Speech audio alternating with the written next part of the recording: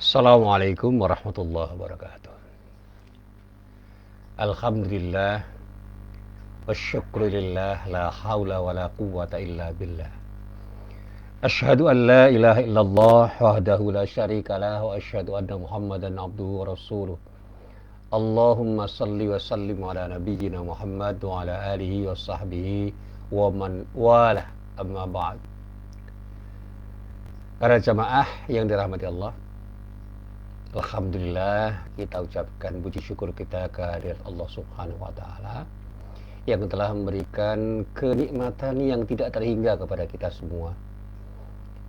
Dari kenikmatan-kenikmatan yang paling sederhana, yaitu kenikmatan-kenikmatan yang terkait dengan kesehatan fisik kita, sampai kenikmatan-kenikmatan yang jauh lebih berharga untuk kita semua, yaitu kenikmatan berupa hidayah dan taufik dari Allah untuk kita semua. Kita berharap mudah-mudahan kita senantiasa bisa menggunakan semua kenikmatan yang telah diberikan oleh Allah pada diri kita, dan pada akhirnya apa yang kita lakukan itu benar-benar memberi nilai tambah. Para jamaah yang dirahmati Allah,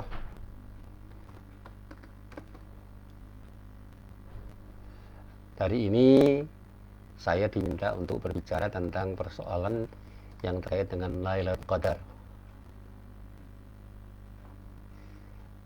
Tetapi berkali-kali saya mencoba untuk menelaah dan mencermati kajian-kajian tentang Lailatul Qadar, baik yang ada di media sosial maupun di media cetak maupun buku-buku yang tersedia, ternyata sudah cukup untuk kita jadikan sebagai referensi bahwa kita ini memang punya keinginan untuk mendapatkan keberkahan dari semua yang telah diberikan oleh Allah pada diri kita, termasuk berkah yang terkait dengan amal soleh yang kita kerjakan pada saat Allah memberikan nilai tambah terhadap apa yang kita lakukan itu di satu malam yang disebut malam keberkahan, malam yang disebut Lailatul Qadar, di mana pada saat itu semua amal soleh yang kita kerjakan akan menjadi sesuatu yang bernilai lebih dari apa yang kita kerjakan dibandingkan malam-malam yang lain.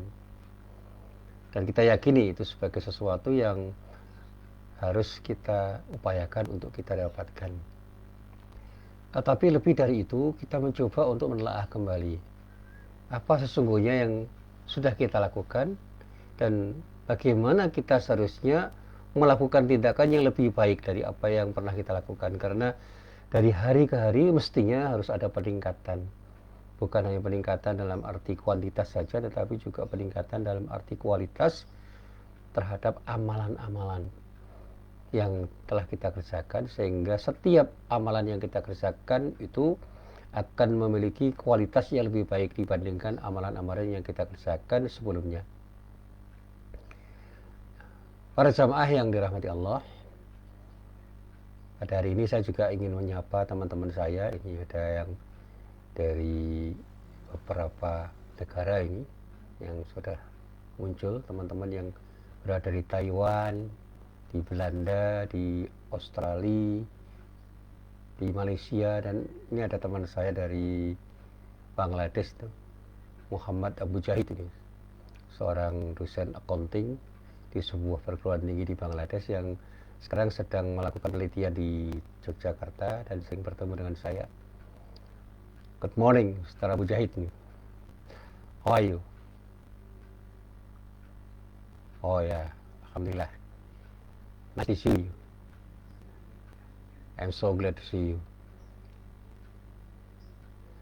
Ya, waalaikumsalam. Alhamdulillah, ini teman saya nih, Mr. Abu Jahid dari Bangladesh. Ya, ada teman saya lagi itu Isa dari Abuja, dari Bangladesh juga. Dan ada salah seorang teman namanya Said ini dari Gambia, Afrika. Dan teman saya yang satu sudah pulang, Mr. Abdul Qayyim itu dari Rusia, yang alhamdulillah selama di Indonesia dia sudah banyak belajar dari apa yang dia dapatkan, dan mudah-mudahan kepulangannya ke Rusia itu membawa manfaat. Ya, baik, saya lanjutkan. Para jamaah yang dirahmati Allah, terkait dengan apa yang selalu saya sampaikan, saya ini sekarang mencoba mencermati betapa orang itu seringkali membuat sesuatu yang dipandang sederhana, tetapi punya dampak yang tidak sederhana. Kemarin kita bicara tentang sabar, tentang syukur, dan sekarang saya akan bicara tentang al-haya, tentang malu.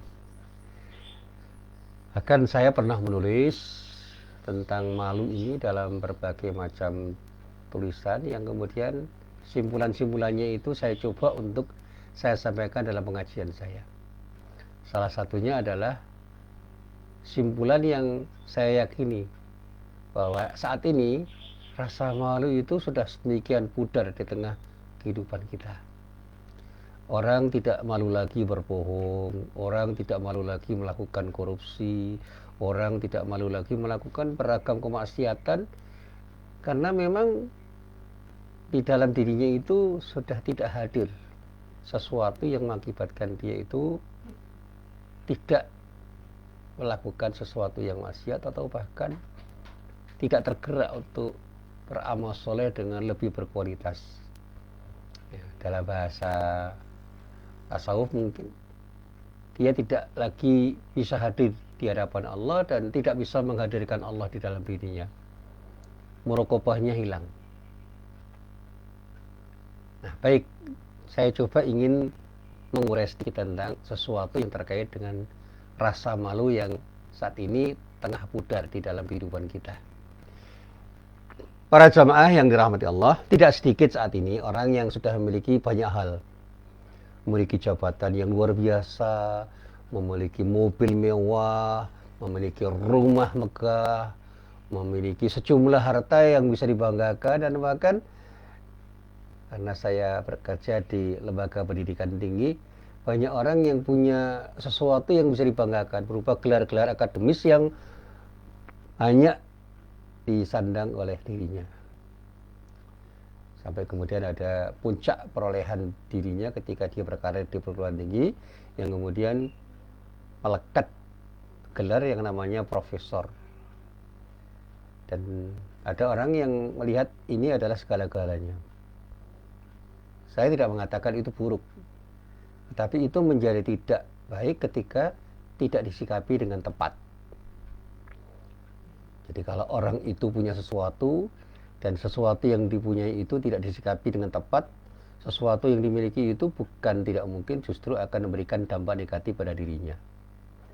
Tetapi apapun yang dia miliki yang sebenarnya bukan milik dia, itu adalah pemberian dari Allah, dan kemudian disikapi dengan tepat, insya Allah sesuatu yang dia miliki itu akan memberi manfaat, bukan hanya untuk dirinya, tetapi juga untuk banyak orang dan bahkan untuk kepentingan dunia dan akhirnya secara keseluruhan. Sekali lagi, kalau dulu saya pernah menyebut nama-nama guru saya, baik yang punya gelar formal maupun tidak, yang sedikit banyak telah mewarnai hidup saya, karena dari mereka saya punya mindset yang menurut saya itu baru, dan kemudian melahirkan perilaku-perilaku yang menurut saya itu sesuatu yang luar biasa terjadi pada diri saya. Saya harus mengucapkan terima kasih pada mereka. Saya sebut misalnya guru saya yang sangat berpengaruh pada diri saya itu Pak R. Fahrudin, Pak Abdul Razak Fahrudin, yang seringkali saya panggil dengan panggilan yang penuh dengan ta'zim. Bukan kiai, tetapi Mbah Tul. Beliau itu guru saya, tetangga saya, dan bahkan ada hubungan saudara dengan saya, dan bahkan menjadi sahabat saya dalam beberapa, dan berkali-kali saya diajak oleh beliau untuk memberikan pengajian yang dulu pernah saya ceritakan. Itu adalah pengajian yang pernah dia sampaikan di Semarang. Saya bersama beliau dengan sopir dari PP Muhammadiyah, Allah yarham, Pak Hajar namanya. Pada saat saya masih menjadi dosen baru di Universitas Muhammadiyah Jakarta, di sore hari saya mampir di kantor PP Muhammadiyah, waktu itu masih di Jalan Gaya Hadi Ahmad Dahlan, di Jalan Gaya Dahlan. Saya ketemu dengan Pak Hajar, ngobrol sebentar, tahu-tahu Pak R. Fahrudin keluar. Dia manggil, "Sekondile." Ya, itu panggilan akrab untuk saya, "Sekondile." Saking UMY, wah, arep bali po? nggih merasa bali melu aku wae. Datang pundi tidak pundi yang Semarang arep ngaji.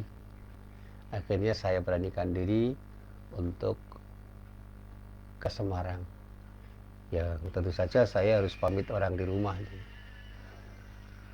Dan ternyata keberangkatan saya bersama beliau ke Semarang itu sangat berkesan. Beliau betul-betul menjadi guru saya. Betul-betul menjadi seseorang yang menginspirasi diri saya itu. Dan salah seorang yang banyak menginspirasi diri saya ya beliau itu, Pak R. Fahrudin. Kemudian di PP Muhammadiyah itu ada guru saya yang mengajar saya waktu saya di Madrasah Mu'allimin Muhammadiyah Yogyakarta, namanya Pak Jintar Tamimi. Itu temannya Pak R. Fahrudin, orang Kauman di Kerjaan, yang saya banyak belajar dari dia. Sampai beliau menjelang meninggal saya sempat membesuk, menengok, dan dia berpesan pada saya dengan pesan yang sangat indah itu. Apa pesannya? Itu dengan bahasa Jawa. Sin, ojo leren lemu sinau, ning nek wis pinter ojo kemaki. Jadi kata-katanya itu sederhana. Sin itu panggilan pada saya. Ojo leren lemu sinau, ning nek wis pinter ojo kemaki. Artinya dalam bahasa Indonesia itu kira-kira begini. Sin itu panggilan untuk Muhsin, itu saya menjadi muridnya. Jangan pernah berhenti belajar. Jadi saya diminta untuk belajar. Tapi ada kata-kata selanjutnya. Nek wis pinter ojo kemaki. Kalau sudah pinter, jangan sombong. Nah, itu kata-kata yang selalu saya ingat. Sikap rendah hati beliau itu saya rasakan sebagai sesuatu yang sangat berharga. Ilmunya dalam. Dia tidak punya gelar apa-apa, tetapi apa yang dia sampaikan, apa yang dia kuliahkan, apa yang dia ceramahkan, apa yang dia ajarkan itu sangat bernilai. Dan bahkan ada ilmu kehidupan yang menurut saya itu tidak bisa dipelajari oleh banyak orang yang tidak mendalami arti penting hidup. Dan kemudian dia dengan sangat indah mengatakan sesuatu yang menurut saya itu sangat berharga buat diri saya. Dia mengatakan begini, wis saiki maca Quran, sesuk waca Quran. Ning sing tok waca saiki durung mesti padha karo apa sing tok waca. Itu artinya apa? Hasil pembacaan kita hari ini belum tentu sama dengan hasil pembacaan yang kita lakukan di kemudian hari. Karena ada sesuatu yang pasti berbeda dari hasil serapan kita ketika kita membaca Al-Quran. Ada guru saya yang lain, yaitu Pak Ahmad Syafi'i Ma'arif, yang sekarang dipanggil Buya Syafi'i Ma'arif. Saya Ma'arimin, saya diajar oleh beliau, pelajarannya bahasa Inggris. Dan saya masih ingat apa yang diajarkan itu, dan kemudian dari situlah saya terinspirasi untuk banyak mau membaca. And last but not least, dan yang terakhir, tapi bukan berarti yang harus saya katakan itu akhir dari sebuah perjalanan saya, karena ada seorang yang lebih menginspirasi saya dalam dunia akademis, yaitu Pak Profesor Kunto Wijoyo. Dia secara formal tidak pernah mengajar saya karena dia dosen di UGM. Dia dosen sejarah di Fakultas Ilmu Budaya. Sementara saya kuliah di UIN. Tetapi saya punya kedekatan dengan beliau, dan saya bahkan dekat dengan keluarganya. Beberapa kali saya datang ke rumahnya, dan banyak sekali saya berinteraksi dengan beliau, baik secara formal maupun informal di sebuah forum. Dan saya banyak diberi tulisan-tulisan oleh beliau, dan saya banyak membaca buku-buku beliau. Dan disitu saya banyak belajar untuk mengerti arti penting integritas sebagai seorang intelektual. Saya sering mengatakan dia itu satu dari sekian banyak intelektual yang jujur. Pikiran-pikirannya jernih dan penuh integritas, sehingga apa yang dia katakan di dalam tulisan-tulisan dan ceramahnya itu keluar dari lubuk hatinya, dan semuanya itu hasil serapan dia ketika dia belajar. Dan bahkan dalam banyak hal, apa yang temukan dan dia katakan itu sangat berbeda dengan apa yang disampaikan oleh intelektual yang lain. Dan bahkan saya pernah berguru dengan Pak Lukman Majid karena saya pernah jadi muridnya. Beliau sangat memuji Pak Kunto Wijoyo ini. Bahkan dia mengatakan bersama Pak Syafi'i waktu itu di UMY, itu wajah surga. Pak Kunto Wijoyo itu wajah surga. Kenapa? orang santun, orangnya lembut, orangnya jujur, orangnya hati, dan banyak hal ya. Tapi ada sesuatu yang bermakna. Dan pikiran-pikirannya yang dipakai tulisan dan ceramahnya, serta dalam diskusi dengan beberapa pihak, termasuk ketika dengan saya itu banyak mengingat. Termasuk misalnya dari buku yang berjudul Muslim Tanpa Masjid, itu luar biasa. Dia berbicara tentang transcendentalisme, yang kemudian saya tangkap terbiasa. Dan cerita-cerita tentang pertemuan saya dengan orang itu kemudian memahamkan pada saya bahwa ketika kita jujur pada diri sendiri, insya Allah kita juga akan jujur pada siapapun, dan apalagi jujur terhadap Allah, karena kita itu selalu diawasi Allah, dan sikap muraqabah kita itu melahirkan apa yang disebut dengan al-khaya, rasa malu. Kembali pada apa yang kita bicarakan ya. Banyak orang yang sampai saat ini terasa ya, terkesan tidak malu lagi, tidak punya rasa malu. Dia punya puluhan hektar tanah, punya investasi di mana-mana, simpanan uangnya di bank itu sudah tidak ternilai. Jadi kalau dalam bahasa lain, kekayaannya itu sudah lebih daripada cukup. Banyak orang yang mengatakan tidak ada yang kurang lagi terkait dengan kekayaannya. Bahkan kalau kita bicara ilmu yang dia miliki itu sudah di atas rata-rata, dengan gelar-gelar yang luar biasa, profesor, doktor, dan yang lain-lain itu luar biasa. Sehingga dalam kenikmatan dan kemegahan duniawi tidak ada lagi yang diperlukan, atau dengan kata lain, saya katakan mereka ini sudah serba kecukupan. Tetapi saya tegaskan, berarti satu yang masih belum dimiliki oleh banyak orang yang punya segala-galanya, itu rasa malu. Saya tidak mengatakan semua orang tidak punya rasa malu, tidak. Ada orang yang tidak rasa malu, sehingga meskipun dia memiliki banyak hal, karena tidak punya rasa malu itu, dia melakukan sesuatu yang tidak seharusnya mereka lakukan. Nah, sementara itu, ada di antara manusia yang mereka itu tengah bersusah payah untuk menggapai rezeki dari Allah di dunia ini. Dan hidupnya tidak seperti kebanyakan orang. Mereka harus bekerja keras untuk mendapatkan rezeki dari Allah, termasuk dari dalamnya uang. Mereka harus berangkat pagi-pagi sebelum fajar, pergi ke kota untuk bekerja di desa, banting tulang. Bahkan sampai larut malam mereka itu baru pulang. Itu pun kadang-kadang yang didapatkannya belum pasti, artinya belum terhitung sebagai sesuatu yang diharapkan. Nah, bagi kebanyakan orang yang hidupnya penuh dengan ketidakpastian, seakan-akan umurnya itu habis di jalan dan hanya mengejar sesuatu yang tidak pasti. Jadi saya katakan yang pasti di dalam hidup mereka itu adalah ketidakpastian. Jadi semua serba tidak pasti, karena apa? Dalam bahasa Jawa, orang itu selalu ngadang-ngadang rezeki, jadi tidak jelas. Ya, sekarang ini banyak terjadi. Saya berteman dengan orang-orang yang di dalam pekerjaannya itu gantung pada kehadiran orang yang bekerja di dunia pariwisata. Ada pekerja hotel yang sekarang menganggur karena hotelnya sepi. Ada pemandu wisata yang sekarang sepi dari job karena pariwisata hampir mati di kota Yogyakarta. Banyak warung-warung kuliner yang sebentar tutup karena tidak ada pelanggan yang datang. Dan saya katakan orang-orang seperti itu adalah orang-orang yang terdampak dari situasi dan kondisi yang serba tidak pasti. Kalau saya tanya, kira-kira sampai kapan pandemi yang sedang terjadi itu memberi dampak negatif pada diri kita semua? Saya katakan ya semua tidak pasti. Yang pasti itu hanya dari Allah. Jadi sesuatu yang pasti itu datang dari Allah. Maka sebagai orang yang beriman, serahkan semuanya kepada Allah. Sikap tawakal itu penting, dan sikap tawakal itu harus dipahami dengan pemahaman yang benar. Kita tidak harus terjebak pada pemahaman Jabariyah yang dulu pernah saya tulis dalam beberapa karya tulis saya. Tapi jangan juga menjadi orang-orang Qadariyah. Akan sekarang didengar ada paham baru yang namanya Neo Jabariyah dan Neo Qadariyah, yang dua-duanya itu punya sikap ekstrim yang menurut saya itu tidak seharusnya terjadi pada orang, karena dua sikap ekstrim itu akan melahirkan sesuatu yang tidak baik pada dirinya dan pada orang lain. Dan kalau nanti dalam kajian-kajian itu akan kita temukan kajian-kajian yang mendalam tentang sikap manusia terhadap hidup yang pada saatnya akan melahirkan karya-karya yang terkait dengan mindset yang bangun dalam dirinya. Nah, mari kita coba untuk kita telusuri.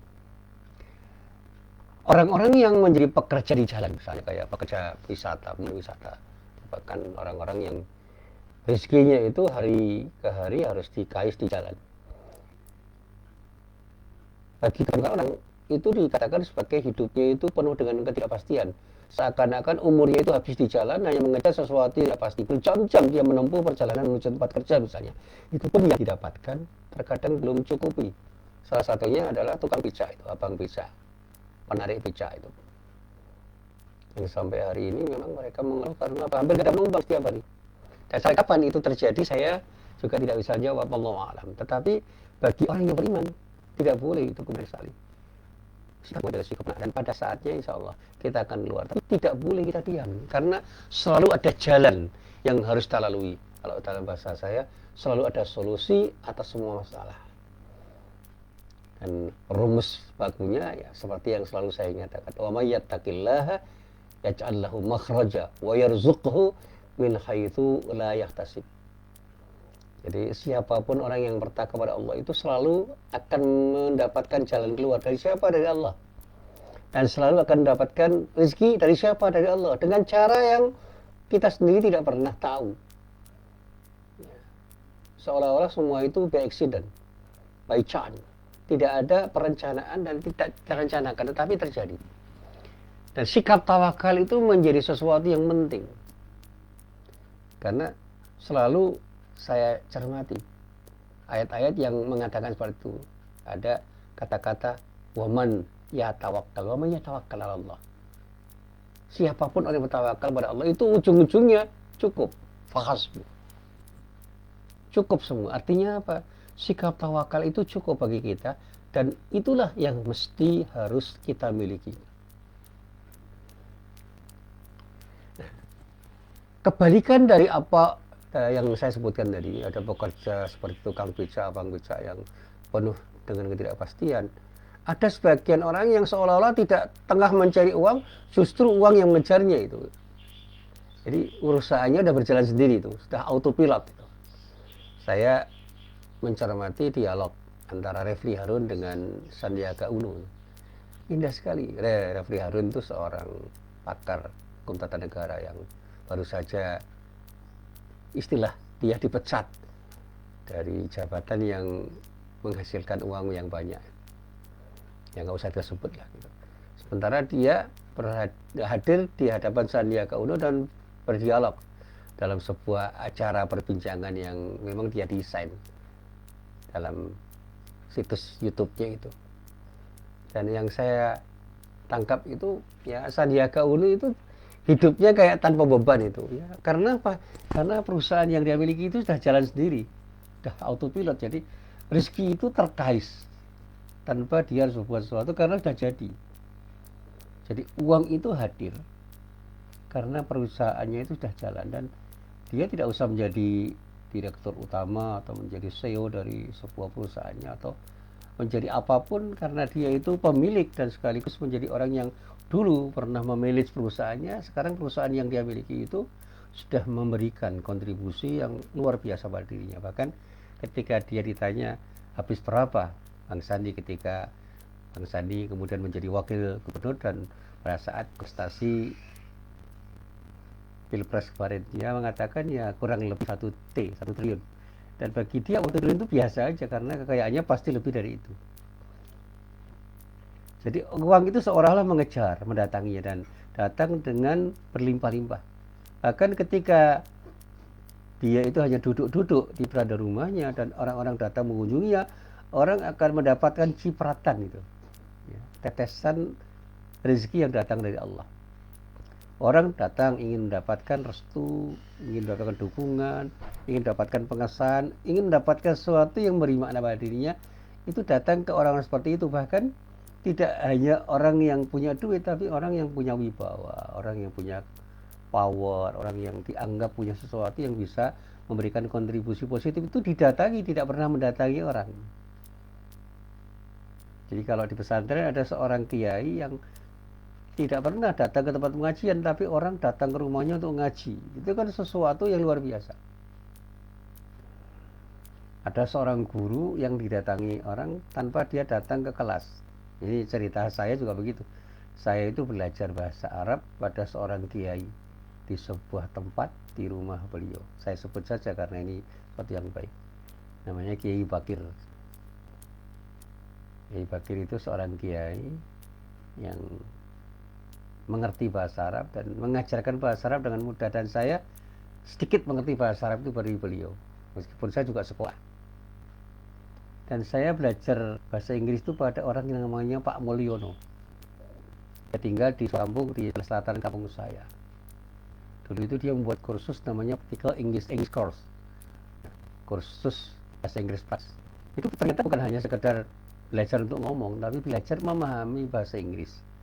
Bagaimana kita memahami sesuatu yang kita dengar, bagaimana kita memahami sesuatu yang kita baca, sampai bagaimana kita menulis sesuatu yang terkait dengan gagasan kita dengan bahasa Inggris dan ngomong berbicara dengan bahasa Inggris. Dan saya mendapatkan sesuatu yang luar biasa dari beliau, padahal beliau itu gelarnya tidak jelas, karena beliau itu dulu katanya pernah mengajar di sebuah sekolah bahasa Inggris di bahasa Inggris, dan pernah menjadi penerjemah, pernah menjadi guide ya, pemandu wisata untuk turis-turis asing, dan pada saatnya dia pernah punya pengalaman mengajar, dan pengajarannya di dalam kelas itu terasa nyaman, terasa indah.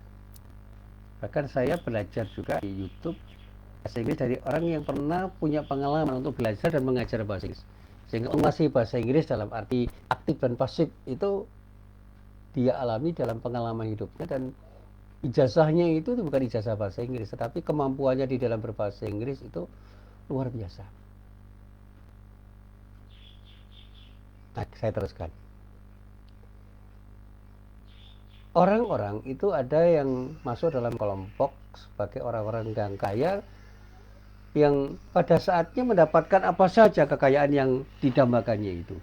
Bahkan tidak hanya dapat harta, dapat jabatan, dapat kekuasaan, dapat kenikmatan hidup.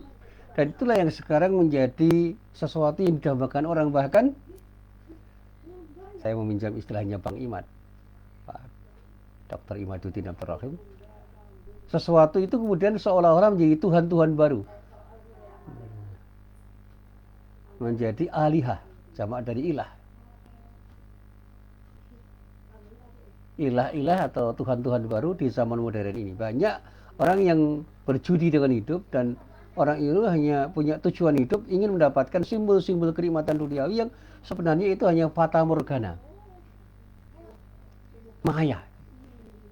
Nah, orang-orang yang mengejar jabatan, mengejar kedudukan, mengejar kekuasaan, mengejar kenikmatan duniawi yang lainnya, itu kemudian melakukan apapun yang harus dia lakukan hanya dalam rangka untuk mendapatkan sesuatu yang dinamakannya. Bahkan tidak jarang orang yang datang ke dukun atau paranormal, yang seringkali disebut sebagai orang pintar, yang dipercaya oleh orang-orang banyak, bisa memberikan jaminan dan kelayakan bagi dirinya untuk menjadi pejabat, untuk memiliki kedudukan, untuk memiliki kekuasaan, dan untuk mendapatkan kenikmatan dan kemuliaan duniawi. Dia sudah tidak berpikir nasional lagi, karena jebakan-jebakan dari dukun itu luar biasa, yang membuat mereka itu tergantung pada dukun-dukun yang mereka percaya lebih dari Tuhan yang sesungguhnya. Sehingga dukun-dukun itu menjadi Tuhan-Tuhan baru yang mereka percaya, lebih dia percaya dibandingkan Allah sebagai Tuhan yang harus mereka percaya. Nah, sehingga saya katakan para jemaah, bagi mereka para pencari kenikmatan dan kemuliaan dunia yang berusaha mendapatkannya, dan pasti dia itu akan mencari sesuatu dengan sikap yang luar biasa, dia optimal betul mencari, itu bisa jadi akan terjebak pada cara berpikir yang instan. Dia akan menemui dukun yang dianggapnya bisa menjadi kunci pembuka bagi dirinya untuk mencapai tujuan itu. Dan mereka yang tengah butuh semuanya itu tidak segan-segan memberikan dan mengabulkan permintaan apa saja yang menjadi kehendak si dukun. Nah, kalau kita pahami dukun-dukun itu ya dukun-dukun paranormal yang banyak diminati oleh orang. Tapi bukan dukun baru. Dukun yang namanya IMF, dukun yang namanya World Bank, dukun yang namanya WHO, dan dukun-dukun yang lain yang kemudian menjadi sesuatu yang didambakan oleh orang. Orang banyak bergantung pada orang-orang dan lembaga itu. Saya kebetulan di dunia akademis ya. Sekarang itu banyak lembaga-lembaga yang mengakreditasi tidak hanya status perguruan tinggi, tapi status-status terkait dengan dosen, dengan mahasiswa, dengan karyawan yang mereka powerful betul, punya kekuatan yang luar biasa, karena tanpa pengakuan dari mereka, kita ini bukan siapa-siapa. Kami di perguruan tinggi itu bukan siapa-siapa. Maka saya itu pernah berguru. Ada sebuah tulisan yang sangat bagus, tetapi karena tidak mendapatkan akreditasi dari sebuah lembaga yang layak atau dianggap layak itu, dipertuhankan untuk menjadi lembaga yang mengakreditasi sebuah tulisan ilmiah yang sangat berharga itu tidak mendapatkan nilai apapun secara formal. Padahal kalau kita baca, nilainya jauh lebih tinggi daripada tulisan-tulisan yang mendapatkan kekuatan dengan keabsahan dari lembaga-lembaga yang memberikan akreditasi itu. Ya, saya tidak usah menyebut nama-nama lembaga itu, tapi orang-orang yang ada di dunia akademik paham lah gitu. Sebuah tulisan yang dimintakan untuk disahkan menjadi tulisan yang disebut tulisan ilmiah, itu bisa saja kemudian diajukan dengan membayar uang yang tidak sedikit untuk hanya mendapatkan cap, untuk mendapatkan legalitas bahwa karya ilmiahnya itu betul-betul ilmiah dengan peringkat-peringkat yang bermacam-macam, levelnya macam-macam. Dan itu tuhan-tuhan baru menurut saya di dalam dunia akademis. Tetapi orang secara tidak sadar masuk dalam perangkap itu. Saya sering berguru gini, saya itu membaca buku-buku atau kitab-kitab yang sampai sekarang jadi rujukan banyak orang. Ada kitab-kitab yang kajian tasawufnya itu luar dalam, itu bagus sekali. Seperti kitab Al-Hikam yang ditulis oleh Ibnu Athaillah As-Sakandari, kitab Madarijus Salikin yang ditulis oleh Ibnu Qayyim Al-Jauziyah. Dan karya-karya Imam Ghazali itu kan tulisan-tulisan yang sampai sekarang itu dianggap tulisan abadi karena dirujuk oleh banyak orang. Tetapi karena karya-karya itu tidak dilegalisasi oleh lembaga-lembaga tertentu yang membuat tulisan itu menjadi legal, menjadi tulisan ilmiah, ya, kalaupun itu kemudian dimintakan pengakuan secara akademis dalam arti formal, ya tidak akan menjadi sesuatu yang punya nilai. Meskipun secara substantif tulisan-tulisan itu menjadi sesuatu yang sangat bernilai dibandingkan dengan tulisan-tulisan yang mendapatkan legalitas dari lembaga-lembaga yang dipertuhankan, itu jauh nilainya. Saya membaca kitab tafsir, misalnya tafsir Al-Qurtubi, Al-Jami' li Ahkamil Quran, itu kan tafsir yang luar biasa. Yang itu disandingkan dengan tafsir Ibnu Katsir, misalnya tafsir Al-Khazin, tafsir Al-Manar, dan tafsir-tafsir yang lain, ada Makhasinut Ta'wil, At-Tabari dan sebagainya. Itu kan karya-karya monumental yang luar biasa, tapi karena tidak mendapatkan pengakuan formal dari lembaga-lembaga yang saya katakan dipertuhankan, nah, tulisan-tulisan itu menjadi sesuatu yang sementara tidak dianggap sebagai tulisan ilmiah, sementara tulisan-tulisan di jurnal-jurnal tertentu yang sebenarnya itu adalah kutipan-kutipan yang sifatnya reproduktif, ya, yang dalam bahasa Arab disebut sebagai qiraah mutakarrirah, itu karena mendapatkan legalitas dari sebuah lembaga yang dipertuhankan itu, tulisan itu dikatakan layak untuk dirujuk, lebih layak daripada tulisan-tulisan yang secara substantif harus dianggap lebih layak untuk dirujuk sebagai karya-karya ilmiah. Nah, orang-orang yang mengejar legalitas itu sudah tidak malu lagi untuk mencari legalitas dengan membayar berapapun asal tulisannya diakui dan mendapatkan pengakuan, terpublikasi dan mendapatkan pengakuan. Dan saya tidak mengatakan itu jelek, tapi itu bisa tidak baik kalau tujuannya hanya ingin mendapatkan pengakuan saja tanpa melihat kualifikasi tulisan itu apakah layak disebut sebagai tulisan yang punya nilai keilmuan tertentu, karena kita punya standarisasi yang secara universal harus kita akui bahwa karya ilmiah itu karya-karya yang memang menusar sebagai karya-karya yang secara keilmuan memang layak dipandang sebagai tulisan-tulisan ilmiah dengan kesepakatan-kesepakatan akademis yang kita miliki. Bukan hanya dari segi datanya saja, tapi juga dari analisisnya yang memang berbobot. Nah, para jamaah yang dirahmati Allah, ketika orang itu sudah berkuasa, karena kekuasaan dicari, banyak orang yang dengan segala yang dia miliki itu melakukan kegiatan yang disebut dengan fasad.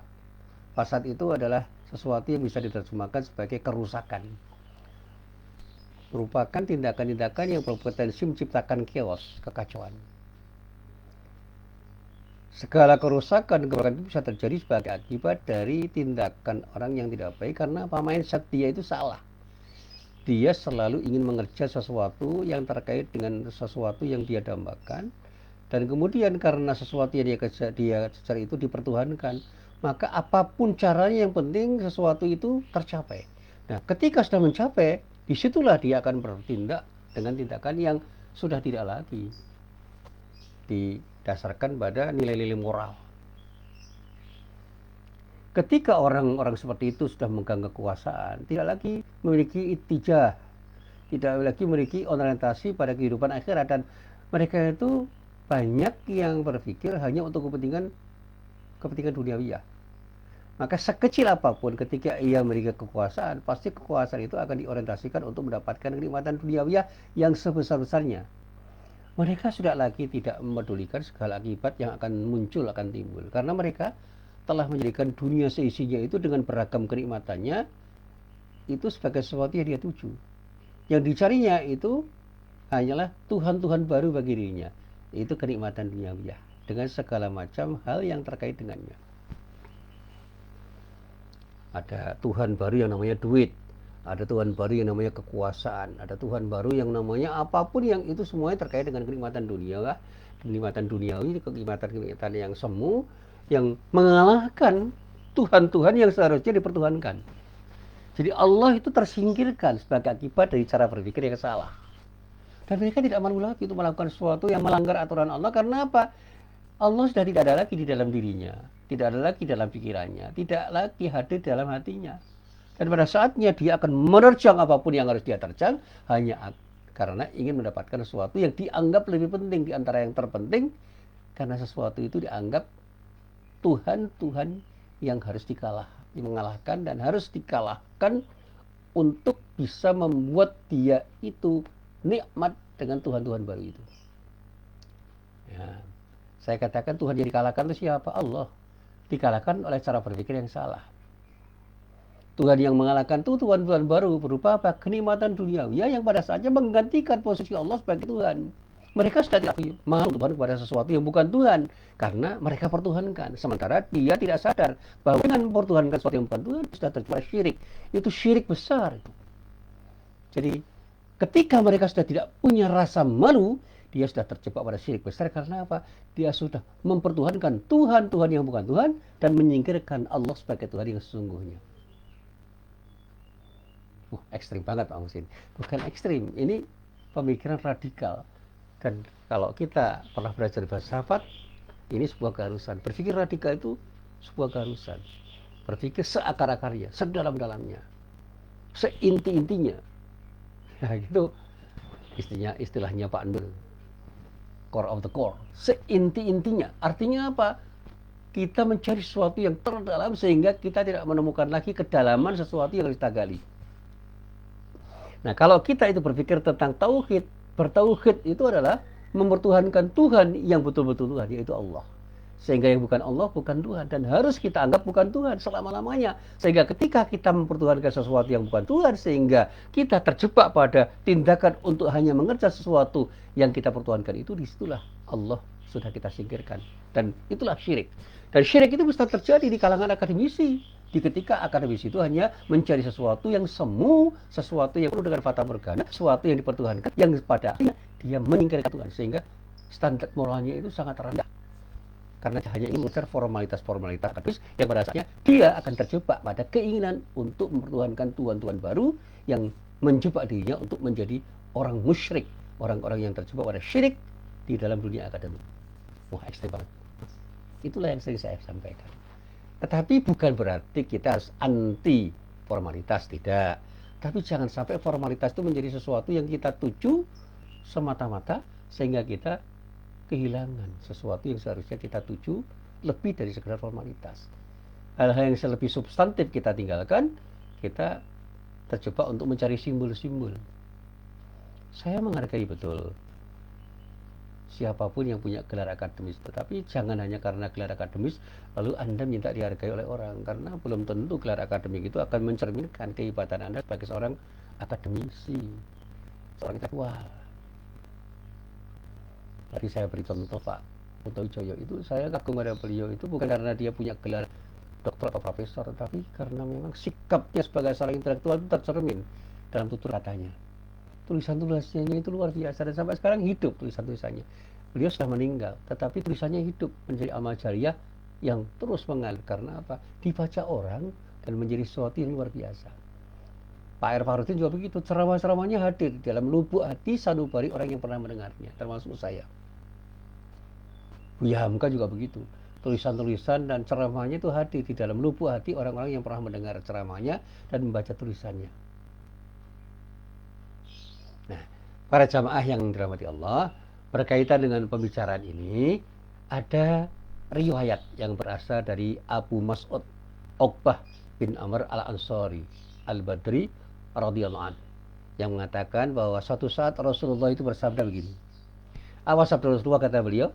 Inna mimma adrakan nasu min kalamin nubuwati idza lam tastahyi faf'al ma syi'ta. Sesungguhnya sebagian yang masih diingat orang dari ajaran para nabi terdahulu ialah jika dirimu tidak lagi mempunyai rasa malu, maka berbuatlah sesuka hatimu. Ini sebuah hadis yang diriwayatkan oleh Imam Bukhari dari Abu Mas'ud Uqbah bin Amr al-Ansari al-Badri radhiyallahu anhu di dalam kitab Sahih Bukhari juz 4 halaman 215. Hadisnya hadis nomor 3483. Nah, dari hadis ini saya sering menjelaskan dengan bahasa saya begini. Makna malu adalah mencegah dari melakukan segala hal yang tercela. Jadi ketika kita itu punya sikap malu, kita harus bisa tercegah dari segala macam tindakan yang tercela. Ketika orang memiliki rasa malu, pada dasarnya orang itu sudah akan sangat mungkin tercegah dari segala macam perbuatan maksiat, dari segala perbuatan yang tidak baik, dan keburukan, dari segala macam kejahatan. Nah, malu adalah sesuatu potensial melakukan kebaikan yang memang diinginkan oleh semua orang. Nah, sementara orang yang sudah kehilangan rasa malu itu akan berpotensi melakukan tindakan yang aib, tindakan yang memalukan. Dan bahkan ketika Rasulullah mengatakan al-haya'u minal iman, ini lebih dalam lagi, malu itu bagian dari keimanan. Ini hadis yang diriwayatkan oleh Imam Bukhari di dalam kitab Sahih Bukhari juz 1 halaman 12, hadisnya hadis nomor 16, dan bisa kita baca nanti di dalam kitab Sahih Muslim. Imam Muslim juga meriwayatkan hadis yang sama pada juz 1 halaman 46. Hadisnya hadis nomor 1000. Hadisnya hadis nomor 163. Dan hadis ini berasal dari Abdullah bin Umar radhiyallahu anhu, anaknya Umar bin Khattab. Jadi di dalam kitab Sahih Bukhari ada, di dalam kitab Sahih Muslim ada. Hadisnya tadi al-haya'u minal iman. Malu itu bagian dari iman. Malu itu bagian dari keimanan. Di dalam hadis yang lain ada kata-kata yang berbeda. Al-haya'u la ya'ti illa bi khairin. Ini hadis yang diriwayatkan oleh Imam Bukhari dari Imran bin Husain radhiyallahu anhu di dalam kitab Sahih Bukhari juz 8 halaman 35, hadisnya hadis nomor 6117. Jadi rasa malu selalu akan mendatangkan kebaikan. Dan Rasulullah juga bersabda dengan sabda yang panjang dan maknanya itu melengkapi. Dalam sebuah sabdanya dikatakan Rasulullah itu pernah bersabda, "Man kanatid dunya hammahu, farraqallahu alaihi amrahu." Siapapun yang menjadikan dunia sebagai ambisinya atau sesuatu yang dicarinya, diinginkannya untuk didapatkan, maka Allah akan mencerai berikan urusannya. Artinya apa? Allah akan membuat dia itu dilupakan oleh Allah karena Allah tidak ridho terhadap orang yang seperti itu. Kemudian dikatakan waja'ala faqrahu baina ainaihi walam ya'tihi minad dunya illa ma kutiba lahu. Nah, dikatakan di sini Allah akan menjadikannya miskin. Ia akan dapatkan dunia kecuali apa yang telah ditetapkan bagi. Artinya apa? Dia akan mendapatkan sesuatu yang sangat minimal dari perolehan dunia yang diinginkannya. Tetapi sebaliknya dikatakan Rasulullah, wa man kanatil akhiratu niyatahu jama'allahu lahu amrahu wa ja'ala ghinahu fi qalbihi wa atathu dunya wa ya raghibah. Siapapun, kata Rasulullah, yang menjadikan akhirat sebagai sesuatu yang dituju, sesuatu yang diniatkan, sesuatu yang dimaksudkan, sesuatu yang ingin diarahi, maka Allah akan menyatakan urusannya dan membuatnya kaya hati, serta ia akan diberi dunia, sekalipun dunia itu memaksanya. Jadi dunia seisi itu dia peroleh karena apa? Allah ridho. Dan sesuatu yang diperoleh dengan ridho Allah itu insya Allah akan memberi manfaat yang banyak pada orang yang perolehnya. Katakan dalam bahasa sederhana, penuh berkah. Jadi apa yang diperoleh itu harus punya berkah, punya nilai tambah. Sementara kalau tidak punya nilai tambah, sesuatu yang bukan tidak mungkin akan memberikan dampak negatif. Ambil contoh. Orang yang punya duit, apakah semua orang itu akan jadi yang baik? Belum tentu. Banyak orang yang punya duit sombong, itu menjadikan dirinya terdampak negatif oleh duitnya. Tapi bagi orang yang punya Allah, duit yang dia miliki itu akan buat dia itu semangat karena dia ingin berinfak dengan duitnya. Itu infak yang tetap. Seorang yang punya ilmu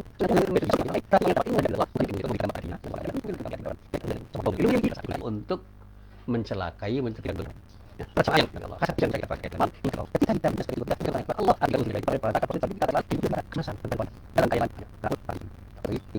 itu kan kepentingan luar biasa yang terjadi. Sehingga ada yang mengatakan ada orang kaya yang parno. Ini singkat dari ketakutan yang biasa itu tidak boleh terjadi. Dan kasus pandemi COVID-19 ini, kaya yang satu di rumah takut keluar. Sementara ada orang yang santai-santai. Karena yang dia takuti bukan coronanya, tapi takut miskin. Kalau saja dia dapat apa? Nggak bisa makan. Tapi ada yang lebih luar biasa. Yang dia takuti hanya Allah. Walam yahsha illallah, ini para ulama. Dia nggak takut sama apapun kecuali Allah. Dan ini yang kadang-kadang dicela oleh banyak orang karena orang tidak tahu mindset yang terbangun dari orang-orang yang seperti ini. Dikatakan, wah coba dia. Ya, nah, sulitnya itu kalau bicara sama orang yang tidak ngerti apa yang ada dalam benak orang lain, sehingga klaim-klaim kebenaran itu dilakukan oleh orang karena orang itu tidak tahu. Levelnya belum sampai, makomnya belum sampai. Saya pernah belajar tasawuf ya. Banyak sufi itu yang disalahpahami.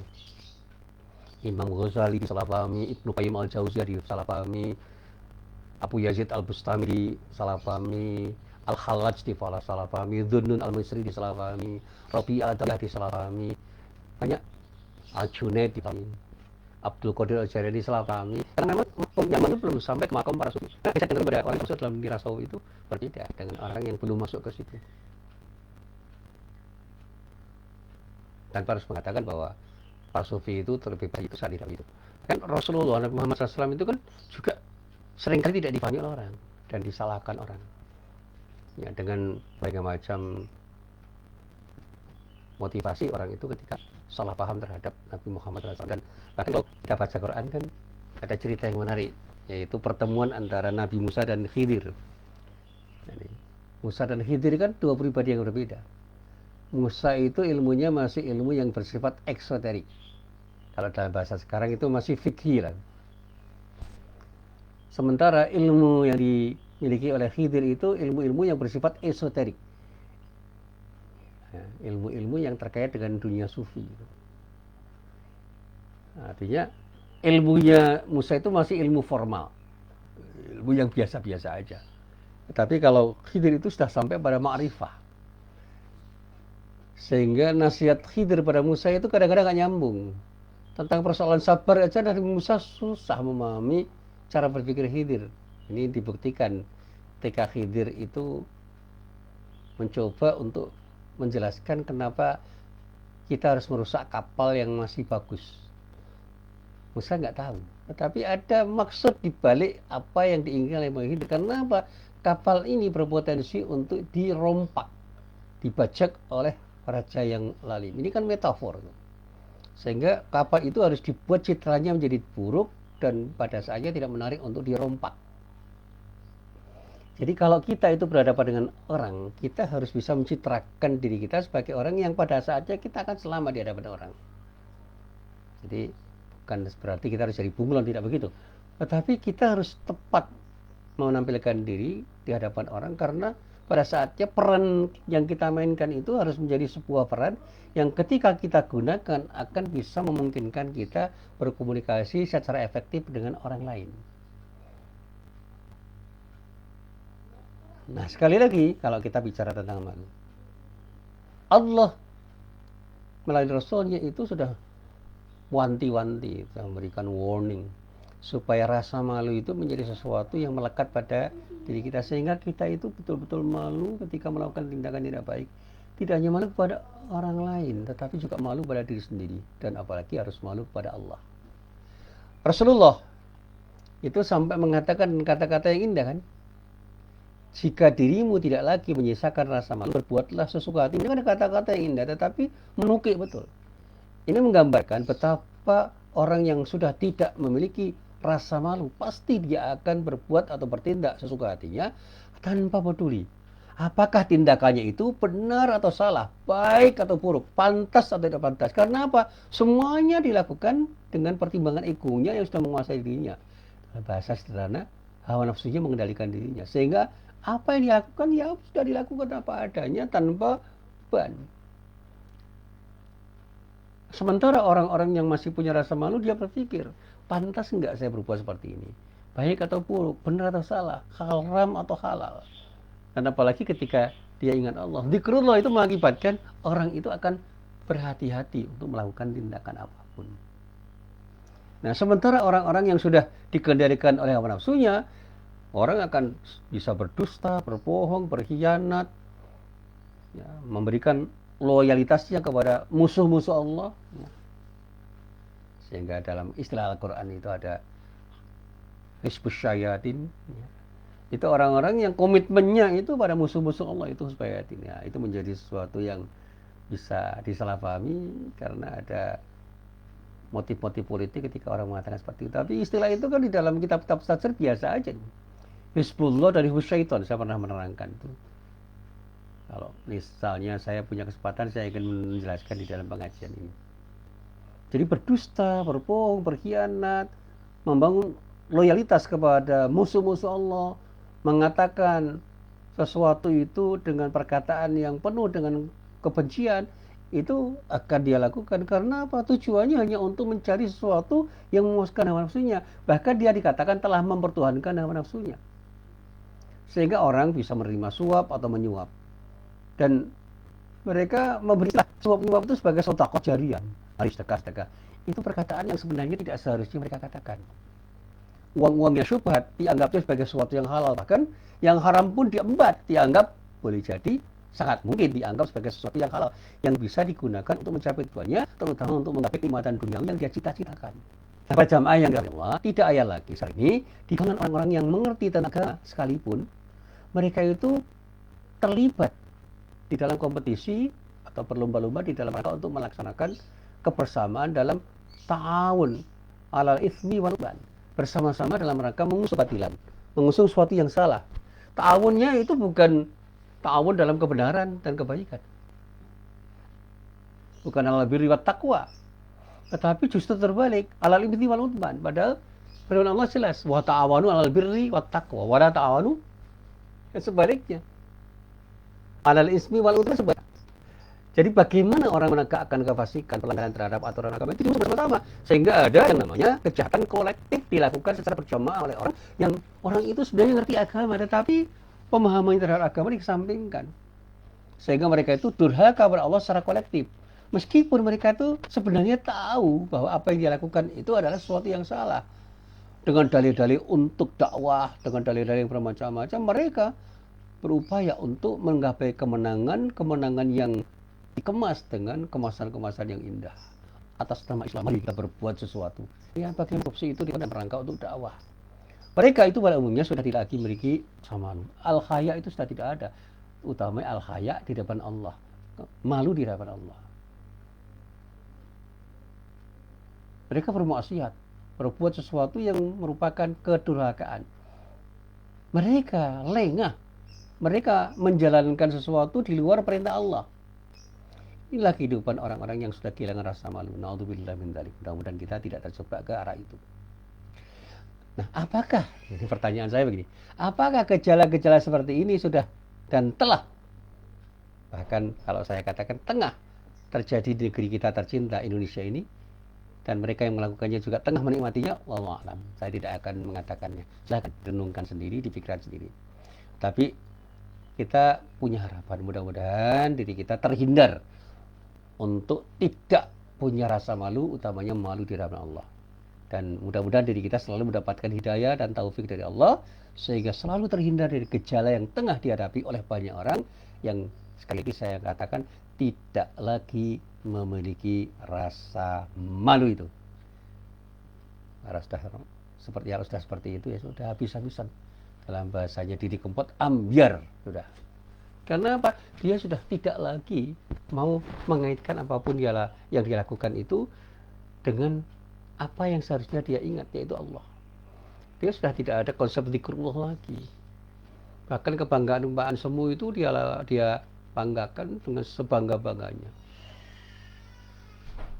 Ya maaf, ini sedikit ya, saya punya pengalaman. Jadi akhir-akhir ini saya sedang mencermati dan mencoba untuk menelaah tentang konsep riba dalam berbagai macam perspektif.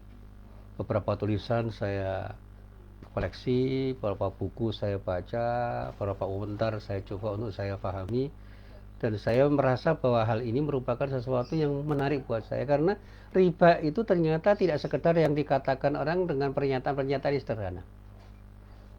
Dalam urusan-urusan bisnis secara universal, riba itu bisa terjadi.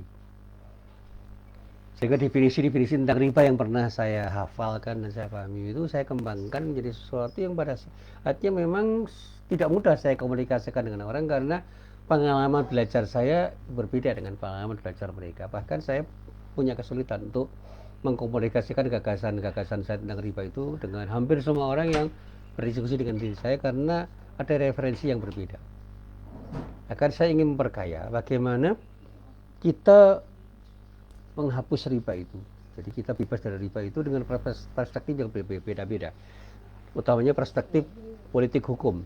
Saya membaca berkali-kali, saya cermati di internet, di dalam buku, di dalam tulisan-tulisan yang saya coba untuk saya baca, dan saya terus terang mengalami keresahan akademis tentang masalah ini, dan sulit saya komunikasikan dengan orang. Saya berkali-kali mencoba mengkomunikasikan dalam tulisan saya, dalam ceramah saya, dalam dialog saya, dalam diskusi saya, dan ternyata responnya belum seperti apa yang saya harapkan.